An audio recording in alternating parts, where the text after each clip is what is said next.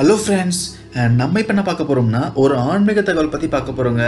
அதாவது என்னென்னு பார்த்தீங்கன்னா, எந்த விநாயகரை எந்த நட்சத்திரக்காரர் வணங்கினால் எந்த மாதிரி பலன்கள்லாம் உங்களுக்கு கிடைக்கும். ஸோ இதை பற்றி நம்ம இந்த வீடியோவில் பார்க்க போகிறோங்க. அதாவது ஒவ்வொரு நட்சத்திரக்காரருக்கும் பார்த்தீங்கன்னா ஒவ்வொரு விநாயகர் இருக்காருங்க. ஸோ சம்மந்தப்பட்ட நட்சத்திரக்காரர் சம்மந்தப்பட்ட விநாயகரை வணங்கும் போது கண்டிப்பாக அதற்கான பலன்கள்லாம் பார்த்தீங்கன்னா அமோகமாக இருக்குமா. பிள்ளையார் தான் பார்த்தீங்கன்னா எல்லா கடவுளுக்கும் ஒரு முழுமுதற் கடவுள் சொல்லுவாங்க. அதாவது நீங்கள் எந்த ஒரு புதிய செயலில் ஈடுபடுறதுக்கு முன்னாடி விநாயகரை வழிபட்டு அதில் ஈடுபட்டால் கண்டிப்பாக வெற்றி நிச்சயம் சொல்லுவாங்க. அதாவது பார்த்தீங்கன்னா ஒரு சுப காரியமாகட்டும்ங்க, அதாவது கல்யாணம் ஆகட்டும், இல்லை கிரகப்பிரசம் ஆகட்டும், இல்லை ஒரு புதுசாக ஒரு தொழில் தொடங்குறதுக்கு ஆகட்டும், எல்லாருமே பார்த்தீங்கன்னா முதல்ல விநாயகரை கும்பிட்டு தான் அதில் ஈடுபடுவாங்க. ஏன் எக்ஸாமில் கூட பார்த்தீங்கன்னா ஒரு எக்ஸாம் ஆரம்பிக்கிறதுக்கு முன்னாடி ஆன்சர் ஷீட்டில் பிள்ளையார் சுழி போட்டு ஆரம்பிப்பாங்க. ஏன்னா அந்த எக்ஸாம் நல்லபடியாக எழுதணும், அதனுடைய முடிவு நல்லதாக இருக்கணும்ட்டு ஒரு நம்பிக்கை தாங்க. ஸோ இதே மாதிரி தான் பார்த்தீங்கன்னா எந்த ஒரு புதிய செயல் ஆரம்பிக்கிறதுக்கு முன்னாடி ஒரு புள்ளியார் சுழி போட்டு ஆரம்பிச்சோம்னா அந்த செயலில் கண்டிப்பாக வெற்றி நிச்சயம் சொல்கிறாங்க. இப்போ விநாயகர்லாம் பார்த்தீங்கன்னா கோவிலில் இருக்க விநாயகரை வழிபடுறதை விட ஒரு மரத்துக்கு அடியில் இருக்க விநாயகரை வழிபட்டால் கண்டிப்பாக அதற்கான பலன்கள் ஆகட்டும் நன்மைகள் ஆகட்டும் நிறைய கிடைக்கும் சொல்கிறாங்க. ஏன்னா மரத்துக்கு அடியில் இருக்க விநாயகருக்கு தான் அதிகமாக சக்தி இருக்குன்னு சொல்கிறாங்க. இதுதான் காலகாலமாக நம்பப்பட்டு வருதுங்க. ஸோ எந்த மாதிரி மரத்துக்கு அடியில் இருக்க விநாயகரை வழிபட்டால் எது சிறந்து பார்க்கலாங்க. அதாவது மரத்துக்கு அடியில் இருக்க விநாயகர் பார்த்தீங்கன்னா நிறைய விநாயகர் இருக்காருங்க. அதாவது வன்னி மர பிள்ளையார், புன்னை மர பிள்ளையார், மகிழ் மர பிள்ளையார், மாமர பிள்ளையார், வேப்ப மரத்து பிள்ளையார், ஆலமர பிள்ளையார், வில்வ மர பிள்ளையார், அரச மர பிள்ளையார், இது மாதிரி சொல்லிட்டே போலாங்க. ஸோ எந்தெந்த மரத்துக்கடையில் இருக்கும் பிள்ளையாரை எந்த நட்சத்திரக்காரர்கள் வழிபட்டால் அதற்கான பலன்கள்லாம் எப்படி இருக்கும், ஸோ அவங்களுக்கு என்ன மாதிரி நன்மை கிடைக்கும், இதெல்லாம் நம்ம இந்த வீடியோவில் பார்க்கலாங்க. ஸோ முதல்ல பார்த்தீங்கன்னா பிள்ளையாருக்கு ரொம்பவே பிடிச்ச மரம்னு பார்த்தீங்கன்னா அரச மரம் நிழலும் வன்னி மர நிழலும் பார்த்தீங்கன்னா ரொம்பவே பிடிக்குங்க அவருக்கு. பெரும்பாலும் எல்லா ஊர்லேயும் பார்த்தீங்கன்னா இந்த அரச மரம் அடியிலே ஆகட்டும் இல்லை வன்னி மர அடியிலே ஆகட்டும் பிள்ளையார் சிலைகள் நிறையவே இருக்குங்க. ஸோ ஃபர்ஸ்ட் நான் பார்க்க போகிற பிள்ளையார் பார்த்தீங்கன்னா வன்னி மர பிள்ளையாருங்க. இந்த வன்னி மர பிள்ளையாரை யாரெல்லாம் வணங்கலாம் பார்த்தீங்கன்னா அவிட்ட நட்சத்திர நாட்களில் பார்த்தீங்கன்னா வன்னி விநாயகரை நெல் பொறியினால் அர்ச்சனை செய்து வழிபட்டால் திருமணம் ஆகாதவர்கள்லாம் பார்த்தீங்கன்னா திருமணம் கைகூடும் சொல்கிறாங்க.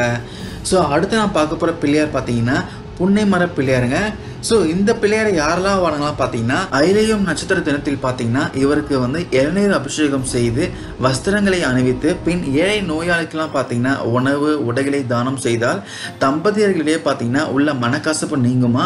அது மட்டும் இல்லாமல் வீடுகளில் பார்த்தீங்கன்னா மகிழ்ச்சி நிலவும் சொல்கிறாங்க. அடுத்த பிள்ளையார் பார்த்தீங்கன்னா மகிழ மர பிள்ளையாருங்க. இந்த பிள்ளையாருக்கு பார்த்தீங்கன்னா அனுஷ நட்சத்திரத்தில் மாதுளப்பழ முத்துக்களை அபிஷேகம் செய்தால் பணிக்காக வீட்டை விட்டு சென்றவர்களாகட்டும் இல்லை படிப்புக்காக வீட்டை விட்டு சென்றவர்கள்லாம் நலமுடன் இருப்பாருங்களாம். அவரோட வாழ்க்கை ஆரோக்கியமாகவும் செழிப்பாகவும் இருக்குன்னு சொல்றாங்க. அடுத்தது பார்த்தீங்கன்னா மாமர பிள்ளையாருங்க.